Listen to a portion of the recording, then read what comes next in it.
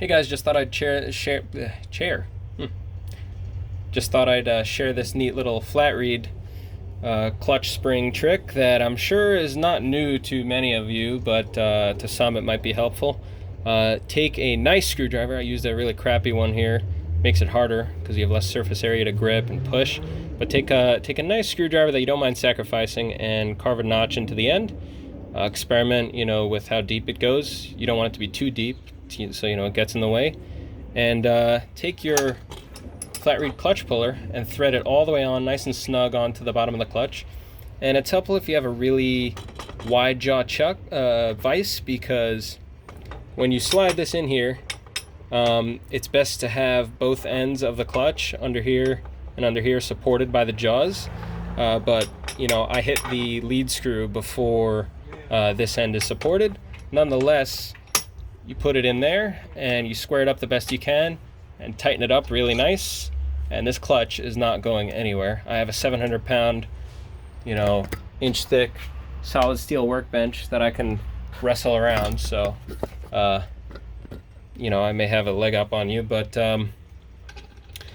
just tighten that up in there and it's not going anywhere. And then take your screwdriver and your spring, take the short end of the spring. Usually, sometimes you have one long end and one short end, sometimes they're both the same length. You take the shorter end of the spring, if there is one, and you put it in the smaller hole, and then you take the hook and you hook it into the end of the spring and you put your body weight behind it. That's why having a nice screwdriver is handy. And you push the spring to stretch it out and push it down into the hole. Maybe you could have a second person push down, but I found it really easy, even with Molosi red springs, which aren't the stiffest, but they're stiff enough, for your average setup, even a ripper. And I was able to get by with it. One thing that helps a lot, though, you can get an extra, you can close the distance between the two holes, by a good 1.5 millimeters, 2 millimeters, which is a lot when it comes to extending springs that are really stiff. You could put a hose clamp around around the three shoes, and that compresses the little rubber bushings that are in the stops. It squeezes the shoes just a little bit closer together, which will help with getting the spring over.